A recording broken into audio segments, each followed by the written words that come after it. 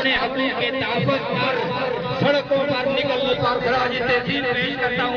शेरगढ़ के मुकाम पे मौजूद हूँ। यहाँ पे ये रोड ब्लॉक किया हुआ है, आग लगी हुई है, ठीक है, रास्ता ब्लॉक है, बिल की वजह से ये लोग जमा हुए हैं। आप किस वजह से रोड ब्लॉक किया हुआ है भाई जी, कोई बात करें? बताएं ना क्या मसला है आपका, आप बताएं।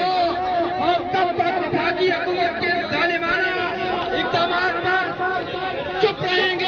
ये बिल की वजह से रोड ब्लॉक है, ठीक है, शेरगढ़ में।